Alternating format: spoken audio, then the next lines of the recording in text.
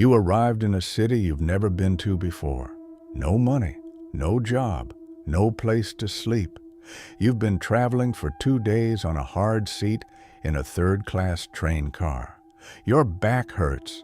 Your stomach is empty. You don't know a single person in this city. You stand at the bus station with your bag at your feet, and you look around, and everyone else seems to know exactly where they're going. And then a stranger walks up to you. Simple clothes, worn shoes, the same exhaustion in his face. He doesn't rush you. He doesn't push. He just says he knows a place where you can earn some money. Nothing complicated. Cleaning out a yard, maybe helping with some farm work. Food included. A bed for the night. You think, what do I have to lose? You go with him. Nobody ever sees you again. 48 people made that same choice, one by one, over 2 years, in a small village in Shaanxi Province where everyone knew everyone's name. And nobody, not the neighbors who greeted him every morning, not the police who received report after report of missing persons, not the officials who handed him government certificates for good behavior, stopped it in time, because the killer was not hiding. He was right there in the open. Every morning he walked to the bus station and the city markets. He greeted his neighbors by name. He attended village meetings. He accepted government commendations recognizing him as a model citizen. He was, by every visible measure, an unremarkable peasant living an unremarkable life. While under the courtyard of his house, the bodies were stacking up. Shaanxi Province, the People's Republic of China. Officers arrived at the home of a farmer named Long Zhimin, looking for one missing person. They started digging in the vegetable garden. 4 hours later, they were still digging. Then they moved to the pig pen, then to the area near the outhouse, then inside the house itself. 48 people, buried in the yard of one peasant home. Some in deep pits, layered like firewood, some barely below the surface, one in a sack of fertilizer near the shed. The total amount stolen from all 48 victims combined, 573 yuan, less than $80, less than $2 per life.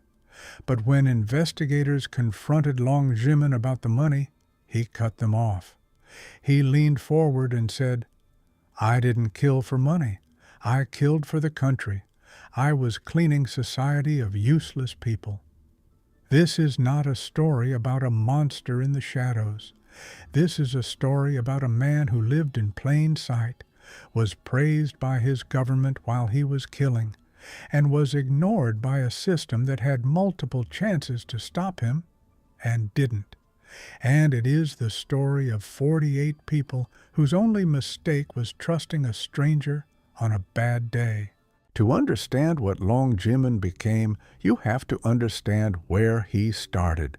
Not because his past justifies anything, it doesn't, but because the road from a child in a Shaanxi farming village to the man who buried 48 people in his yard is not a short one, and every turn on that road matters. He was born in 1941 in Shaanxi Province into an ordinary peasant family. His mother died when he was 6 years old. His sister was 3. 2 children, no mother, a father doing everything alone. In that era, in that culture, the son was the continuation of the family line, the one who mattered above everything else. Long's father raised him accordingly. He was never punished, never denied. When they worked the fields, his father literally carried him in a basket on his back rather than make him walk on his own. Nothing was ever demanded of him. Nothing was ever his fault. He grew up with a fixed belief that the rules applying to everyone else simply did not apply to him. Then came school, and school told a completely different story. Long was the oldest student in his class, held back, behind his peers, but physically the smallest. In the world of boys, size and age determine your standing, and he had neither. Teachers dismissed him, classmates mocked him openly and regularly. He studied hard despite all of it. Neighbors recalled seeing him reading by moonlight when the family had no kerosene left for the lamp. But the Cultural Revolution had closed universities across China and destroyed the connection between effort and reward. He hit a wall and stopped running. By his 20s, he had become apathetic, withdrawn, and quietly furious. A single line in the Chinese case documents describes his social existence in 3 words that say everything: not one friend, not one person he trusted, not one acquaintance he chose to spend time with. He moved through the village like a man who had already decided it wasn't worth his attention. Then, in 1974, the final displacement. The construction of the Nankin Reservoir forced his family to relocate to the village of Wangjian in Yangyuhe Township. New land, new people, and a new identity: relocated peasant. In rural China at that time, that label meant you were an outsider. The village had its own histories and loyalties built over generations, and Long Zhimin was not part of any of them. In Wangjian, he stopped pretending to participate. The annual labor quota for collective farm workers was 400 work points. He rarely reached 100. He falsified his records. When grain distributions came around, he sent neighbors to collect his share because going himself was beneath his effort. When the village organized construction of new housing for relocated families, he claimed illness and never showed up for a single day of work. Everyone knew he was lying. Nobody did anything about it. Then, in 1978, through the arrangement of relatives, he married a woman named Yan Shuoxia. She had survived meningitis, but not without consequence: partial paralysis of her lower limbs, limited mobility, complete dependence on others for basic daily tasks. The neighbors saw generosity, a man willing to take on a wife no one else would have. What they didn't see was the calculation. Long had chosen someone who could not run, someone who needed him to survive, someone who, if she ever considered leaving, had nowhere to go and no physical means of getting there. And here is the detail that should stop you cold. While the murders were already underway, while bodies were already being placed in pits dug into his own yard, the local district administration was publicly recognizing Long Jiemin as a model participant in the state family planning program. He attended the ceremony, he accepted the certificate, he brought it home and put it on the wall. The government commendation and the burial pits existed at the same time, in the same place, under the same man's name. Nobody found that strange because nobody was looking. There is one moment in this story that, if it had gone differently, would have ended everything before it began. It came 6 years before the first murder, and it was thrown away. Winter, 1977. Long Zhimin lured a mentally disabled woman to his home and held her there against her will for several days. Village militia members discovered what was happening through neighborhood word of mouth, not through any formal report, but through the way information travels in small communities where walls are thin and people notice. They freed the woman, they confronted Long. He was not charged. No case was opened. No prison time was given, a reprimand at most. And then it was over, and he remained in the village, and life continued as before.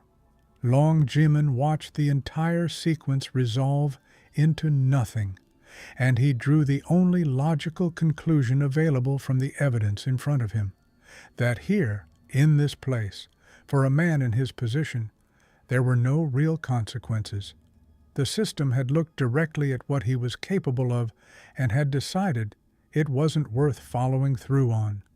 6 years later, in the spring of 1983, he walked onto the platform of the Zhiguan bus station in Shangluo City and started looking for his first victim.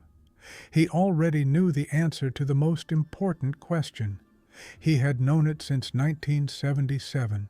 Most accounts of this case give Yan Shuoxia one sentence: she held the lantern. That is accurate. But the parts of her story that are missing matter just as much as the parts that are told. For 2 years, across 48 murders, Yan Shuoxia got up in the middle of every killing night and lit the way. She heard the blows. She saw the bodies before they were carried to the pits. She had spent hours with many of the victims beforehand, serving them food, making conversation, playing the role of a welcoming wife. She knew their names and their faces and why they had come. She was particularly important in drawing female victims into a false sense of safety. A family with a wife at the door, warm food, and a clean bed looks like hospitality. She made the trap look like a home. Without her presence, the operation didn't work the way it did. But here is the part of the story that almost never gets told in full. During the period of the murders, with bodies already in the ground outside her window, Yan Shuoxia filed for divorce. She submitted a formal application describing abuse by her husband and containing indirect references to his criminal activity at home. That document traveled through the local bureaucratic system and reached the desk of a local official. It was filed. Nobody read it with the attention it deserved. Nobody connected the description of what was happening in that house to the growing list of missing persons being reported across the district. If one person had read that application seriously, this story ends before 48 people die. That is the direct conclusion of the post-arrest investigators who reconstructed the full timeline. The psychiatric evaluation after her arrest was clear. Yan Shuoxia was fully sane. She understood every action she took and chose to continue. The court agreed and sentenced her to death alongside her husband. At the trial, she offered no explanation, no defense, no account of what life inside that house was actually like. She said nothing. What her silence was protecting, fear, loyalty, something else entirely, we will never know. They had a daughter, born in 1979, who grew up at her grandmother's house. After the executions, when classmates found out, the torment was immediate and relentless. She dropped out of school. She changed her name and her surname. She moved to Xinjiang, as far from Shaanxi as you can travel within China's borders. There, no one knows who her parents were. She built a life from scratch under a name that wasn't hers at birth. The method Long Jiemin developed was not sophisticated. It was built entirely on one observation he had made and understood completely: that desperate people trust strangers, because when you have nothing, the cost of misplaced trust seems lower than the cost of turning down the one offer you've received all day.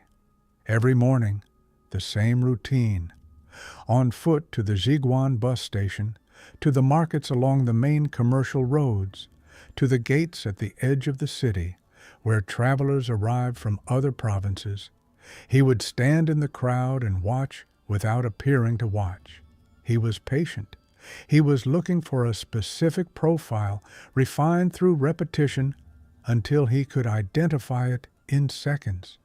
Travelers arriving from out of town with no one waiting for them. Men with calloused hands and empty pockets who had come to the city because there was no work where they came from. Women on their own. Widows.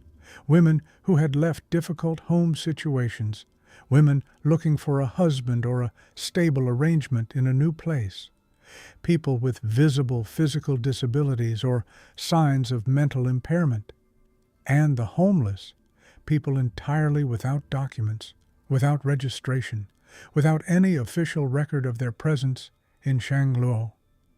People the state literally did not count. For each type, he had a different story prepared. For laborers, work specific and concrete.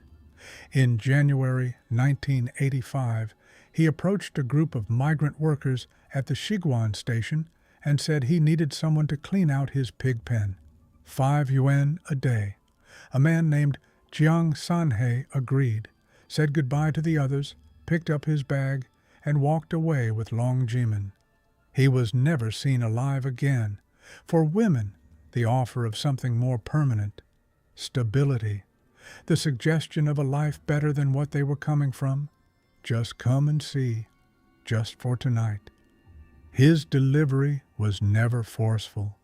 He spoke quietly. He looked tired.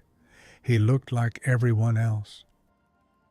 And in a crowd where everyone needed something, a man offering something real, a job, a meal, a place to sleep, did not look like a threat.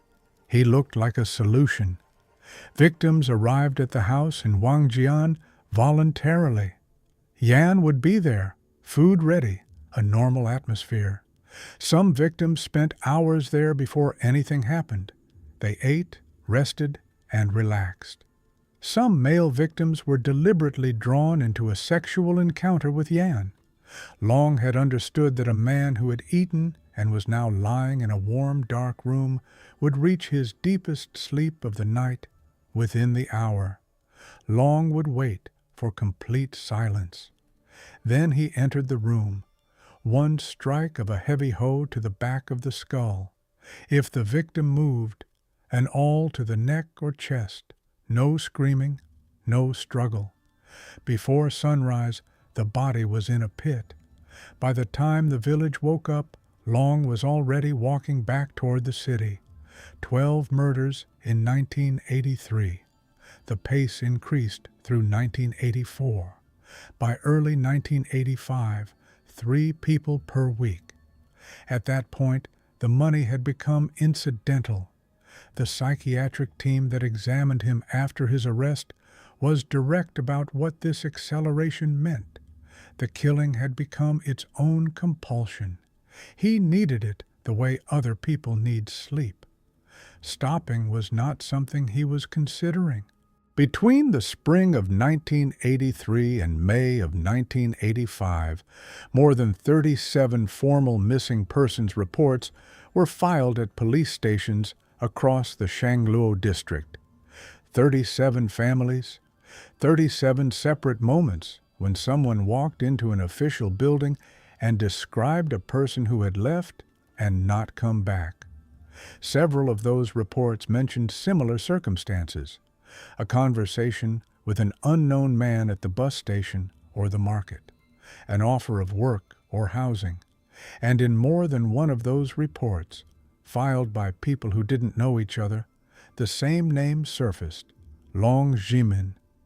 Nothing happened. The explanation comes down to 2 overlapping failures. The first was structural. Most of Long's victims existed at the margins of China's household registration system. Seasonal workers from other provinces, homeless individuals, people without local residency documentation.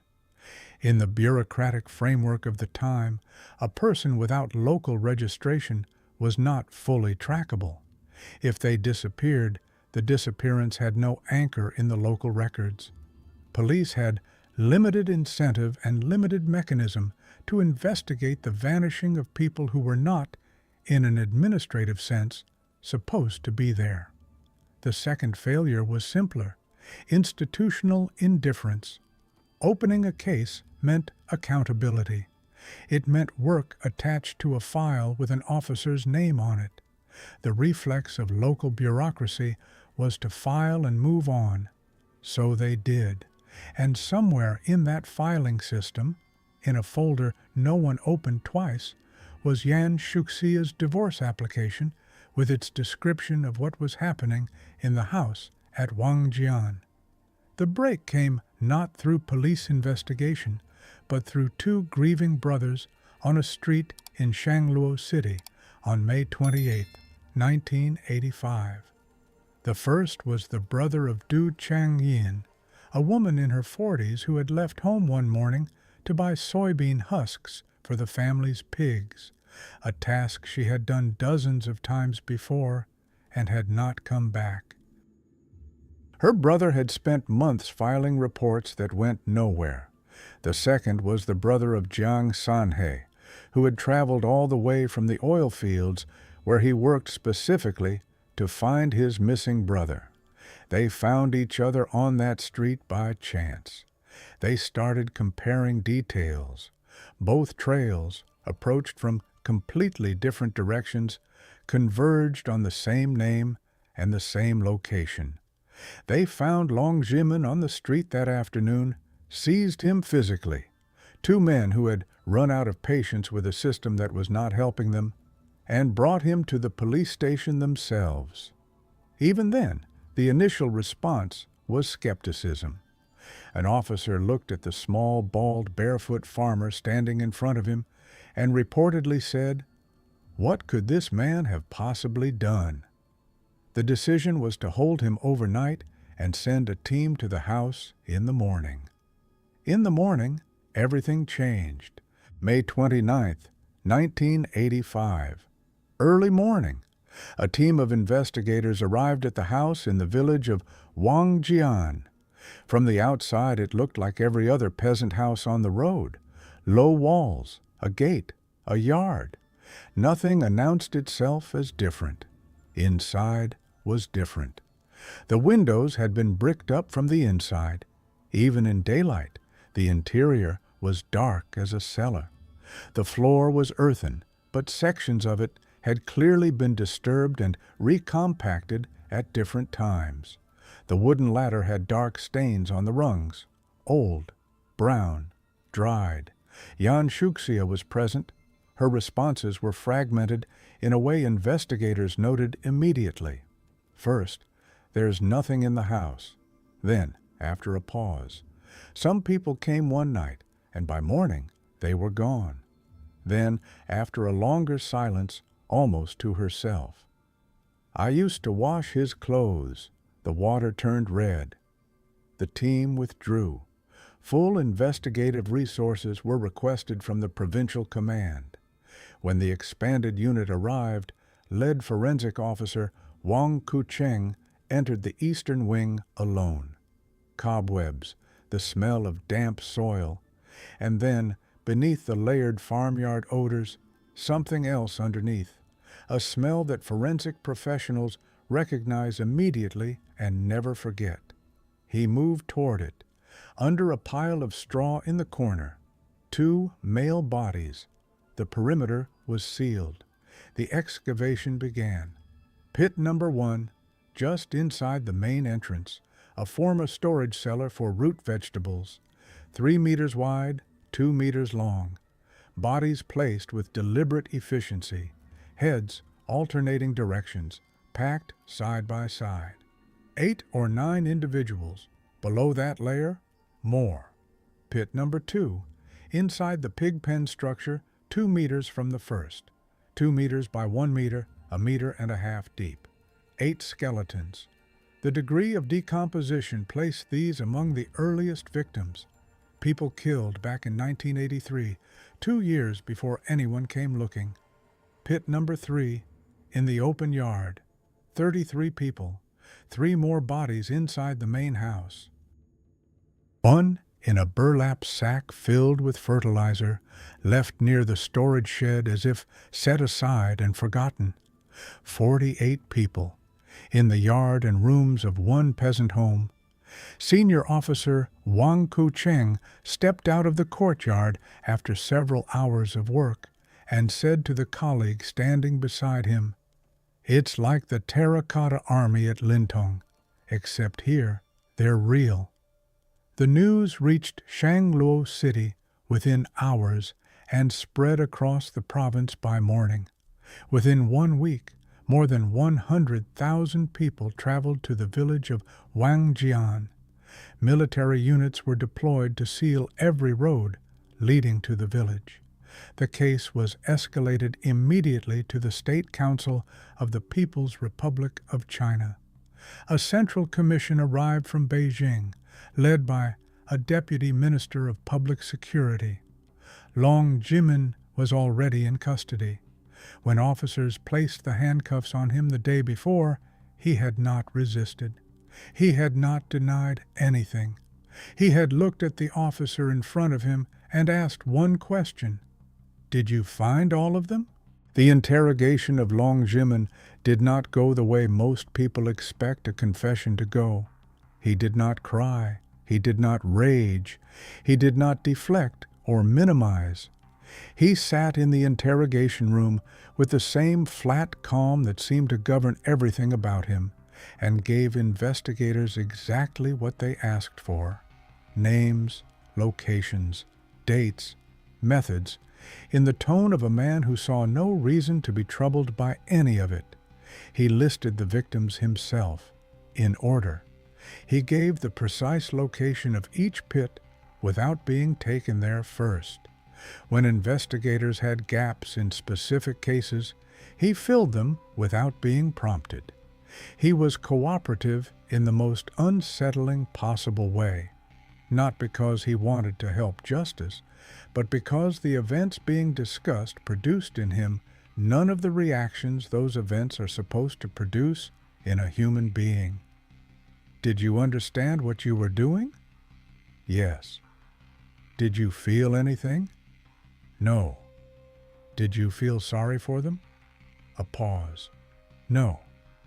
When investigators kept returning to the 573 yuan, Long stopped them. "Stop asking about the money," he said. "Yes, 573 yuan, but I didn't kill only for money. I killed for the country. I was cleaning society of harmful people, scientists, academics, government officials, workers, and employees. I never touched those. I only killed the useless ones, the ignorant ones, the burdens."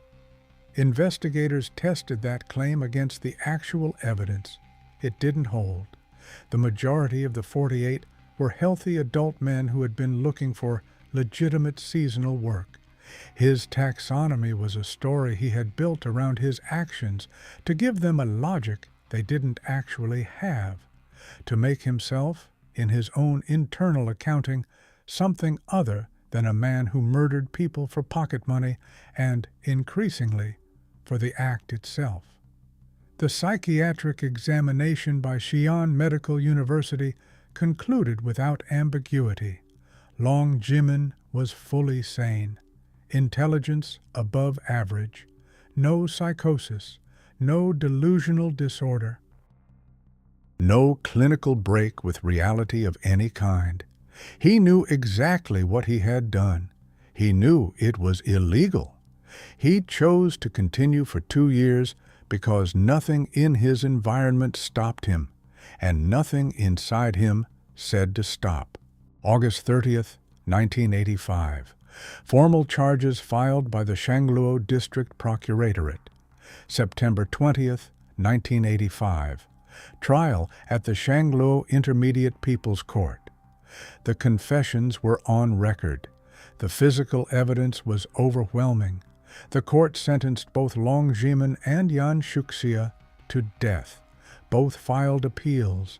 The Higher People's Court of Shaanxi Province upheld both sentences without modification. September 27, 1985. Both were executed by firing squad. From the day of arrest to the day of execution, exactly 4 months. Long Zhimin did not ask for clemency. Yan Shuoxia did not speak in her own defense. Whatever she knew about the house, about the nights, about the choices she made, she took it with her. The identities of all 48 victims were never formally confirmed.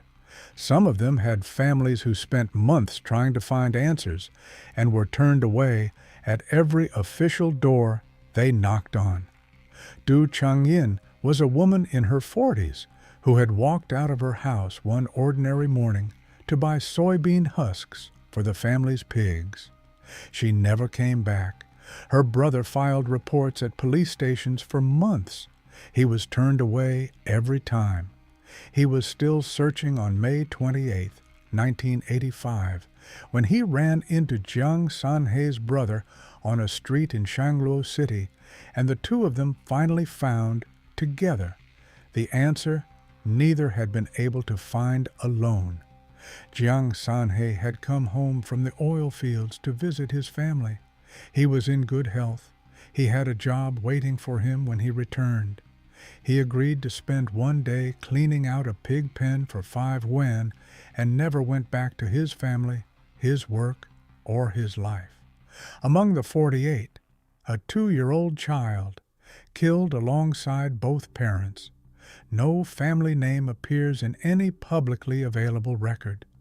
The rest, the ones without names in any source made public, were seasonal workers from other provinces, homeless individuals who had slept outdoors for weeks before a man offered them a roof, women moving between bad situations hoping to find something stable, people who existed in the gaps of the official registration system, people the state did not track when they were alive and could not account for when they were gone.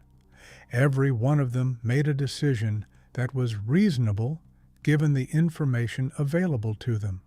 They were hungry or cold or exhausted or out of options, and a man who looked just like them offered them something real. The decision to follow him was not a failure of judgment. It was human. It was what most of us would have done. The case files were classified after the executions. The public did not learn the full details until after 2011, 26 years after Long Zhimin and Yan Shuoxia were shot. In that year, journalists traveled to the village. They found an elderly woman standing near a fence not far from where the house had stood.